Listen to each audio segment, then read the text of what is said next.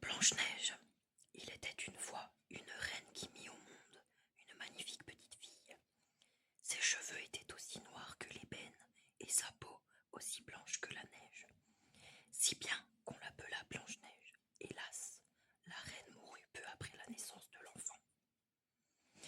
Le roi se remaria avec une femme très belle, mais qui cachait un cœur d'une grande noirceur. Tous les jours, la jeune femme interrogeait son miroir magique.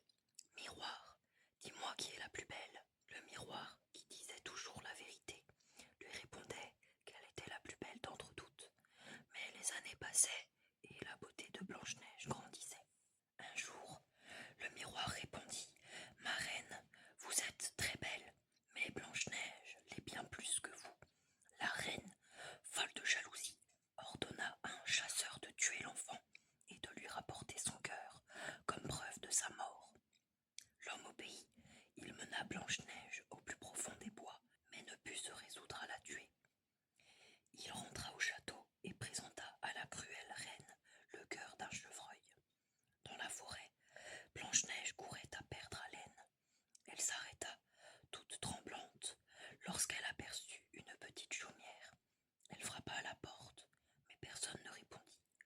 Doucement, elle entra.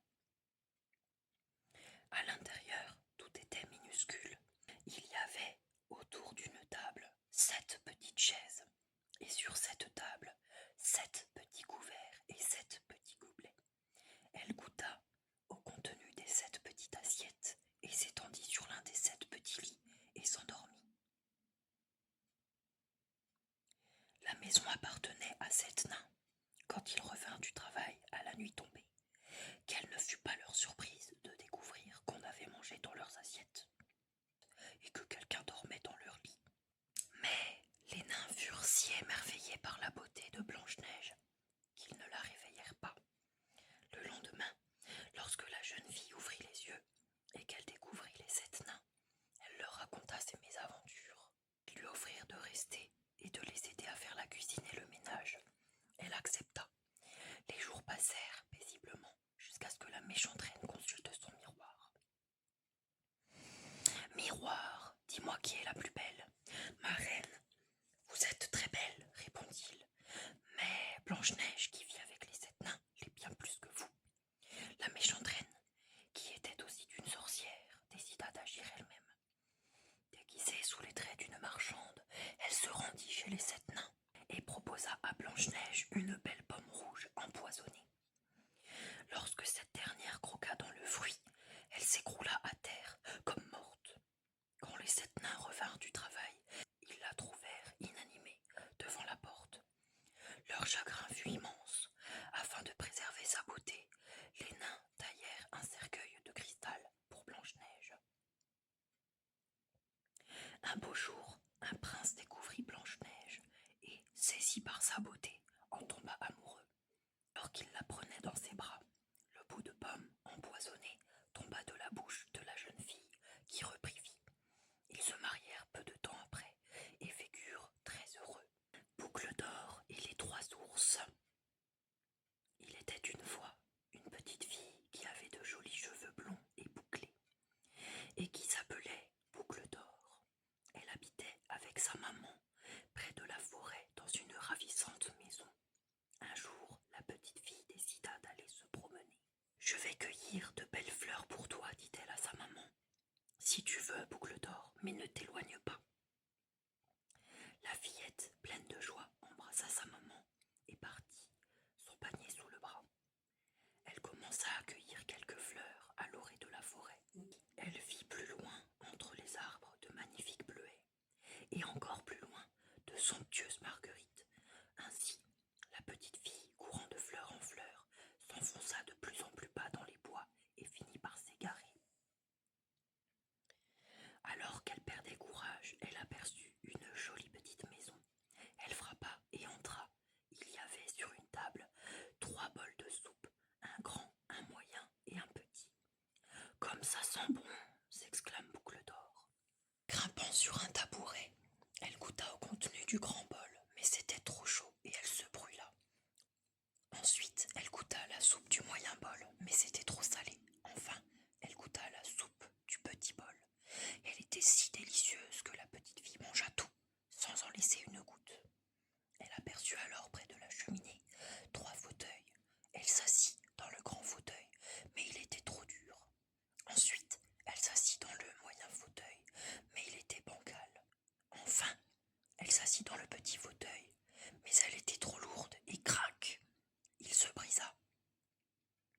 Puis, Boucle d'Or découvrit une chambre où il y avait 3 lits. Tombant de fatigue, la petite fille essaya d'atteindre le grand lit, mais il était trop haut. Elle monta sur le moyen lit, mais il était trop mou. Enfin, elle s'allongea sur le petit lit, et, comme il était confortable, elle s'y endormit. Cependant, les habitants de la maison rentrèrent de promenade. Il y avait 3 ours, le grand papa ours, la moyenne maman ours et le petit bébé ours. Ils sentirent tout de suite qu'un étranger était passé par là. « Quelqu'un a goûté à ma soupe !» s'écria papa ours. « Quelqu'un a aussi goûté à ma soupe !» ajouta maman ours. « Quelqu'un a mangé toute ma soupe !» dit bébé ours. Puis ils virent les fauteuils. « Quelqu'un s'est assis dans mon fauteuil !» s'écria papa ours. « Quelqu'un s'est aussi assis dans le mien !» ajouta maman ours. « Quelqu'un a cassé mon fauteuil !» dit bébé ours en pleurant. Très en colère, les 3 ours se mirent à chercher partout. Ils arrivèrent dans la chambre. « Quelqu'un a essayé de monter sur mon lit !» s'écria papa ours. « Quelqu'un est monté sur mon lit !» dit maman ours. « Regardez, quelqu'un est couché dans mon lit !» s'exclama bébé ours. À ces mots, Boucle d'Or s'éveilla. Lorsqu'elle vit les 3 ours, elle prit peur, bondit hors du lit et s'enfuit à toutes jambes. Elle ne s'arrêta de courir que lorsqu'elle atteignit sa maison. Depuis ce jour, la famille ours ne revit plus jamais la petite fille. Le briquet. Un jeune soldat, revenant de guerre, rencontra une sorcière qui lui proposa de devenir riche. « Grimpe à cet arbre creux, dit la vieille femme, et laisse-toi glisser jusqu'au fond. Je t'attacherai à une corde et te remonterai quand tu appelleras. Arrivé en bas, tu verras au bout d'un long corridor 3 portes, puis 3 chiens féroces assis, chacun sur un coffre. Parle-leur gentiment, et ces chiens ne te feront aucun mal. Tu pourras alors prendre tout l'argent que tu voudras. En échange, rapporte-moi le briquet que ma grand-mère a oublié en bas. » Le soldat obéit et trouva au bout du long corridor les 3 chiens. Il leur parla avec douceur et put accéder au trésor des 3 coffres pleins. L'un de pièces de cuivre, l'autre de pièces d'argent et le 3e de pièces d'or. Il en remplit ses poches, trouva le briquet et demanda à la sorcière de le remonter. Elle le hissa jusqu'en haut, mais quand le soldat lui demanda ce qu'elle allait faire de son briquet, elle refusa si obstinément de répondre qu'il lui coupa la tête avec son sabre. Puis il marcha vers la ville. Là, il apprit que la fille du roi, qui était d'une grande beauté, vivait dans un château. Comme on avait prédit qu'elle épouserait un simple soldat, ce que refusait le roi, ce dernier la faisait garder derrière de hautes murailles. Le jeune soldat dépensait tant son argent qu'il se retrouva bientôt sans un sou. Il dut habiter une chambrette. Un soir, ne pouvant même plus payer une chandelle, il se souvint du briquet et battit son silex. L'étincelle jaillit. Un des chiens apparut et demanda « Qu'ordonne mon maître ?»« Apporte-moi de l'argent, » dit le soldat. Et le chien revint avec une bourse pleine d'or et d'argent. Le soldat comprit le pouvoir magique du briquet. Il s'acheta de beaux habits et refit jaillir une étincelle de briquet. Le second chien apparut. « Je veux voir la belle princesse, » exigea le soldat. En un clin d'œil, le chien revint, portant la princesse sur son dos. Le beau soldat, richement vêtu, lui donna un baiser. Puis, la nuit avancée, le chien courut ramener la princesse au château. Ainsi, plusieurs soirs de suite, elle retrouva le soldat. Mais le roi découvrit ses absences, recherchait le jeune homme et le condamna à être pendu. Une potence fut dressée sur la place au milieu de la foule. Le jeune homme y monta et le roi lui accorda la grâce de fumer une dernière pipe. De son briquet, le soldat fit jaillir une étincelle et ordonna aux 3 chiens qui surgirent « Empêchez qu'on me pende !» D'un bond, les 3 chiens sautèrent sur les juges, délivrèrent le soldat et la foule cria « Peut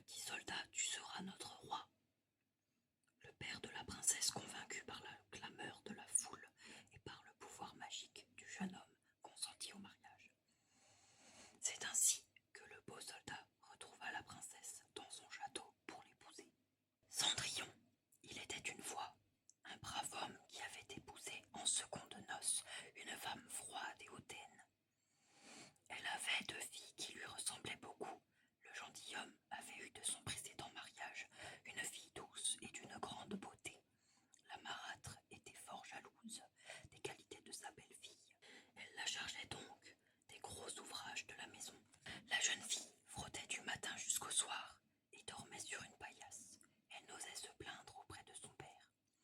Lorsque son travail était terminé, la pauvre enfant allait se blottir au coin de la cheminée, près des cendres, si bien que l'on prit l'habitude de l'appeler Cendrillon. Un jour, le prince annonça un grand bal à la cour. Il y convia toutes les personnes de qualité. Les deux vilaines sœurs s'y rendaient, mais Cendrillon n'avait comme vêtements à se mettre que de vieux haillons. Hélas, comment pourrais-je me présenter devant le prince ainsi vêtu, pensait-elle.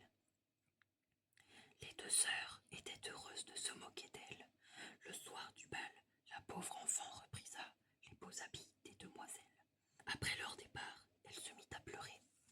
Sa marraine la fée décida de l'aider. Ma pauvre enfant, si tu veux aller au bal, va chercher dans le jardin une grosse citrouille, 6 petites souris, un gros rat gris et 6 lézards. Cendrillon obéit. Aussitôt revenue, la fée sortit sa baguette magique et frappa la citrouille, qui se transforma en carrosse doré. Puis, les souris furent changées en chevaux blancs, le rat gris en cocher moustachu, et les 6 lézards en élégants laquais. La fée dit alors à Cendrillon: « Allez en route, mon enfant, il ne faudrait pas faire attendre le prince. Mais, ma douce marraine, je ne peux pas y aller vêtue ainsi. » La bonne fée effleura la jeune fille avec sa baguette magique. Ses haillons se changèrent en somptueux habits. Elle lui donna ensuite de délicates pantoufles de verre. Cendrillon, folle de joie, embrassa sa marraine et monta dans le carrosse. Surtout, rentre avant les 12 coups de minuit. Passé ce délai, le charme sera rompu, lui recommanda la bonne fée. Cendrillon promit et partit. Arrivée au bal, elle fut reçue comme une véritable princesse. Le prince n'eut Dieu que pour cette belle inconnue. Ils dansèrent toute la soirée, et la jeune fille oublia le conseil de sa marraine. Lorsqu'elle entendit minuit sonner, elle s'enfuit, laissant le prince désemparé. Dans sa fuite, elle laissa tomber une de ses pantoufles de verre. Le prince la ramassa avec soin et se jura de retrouver cette magnifique jeune fille.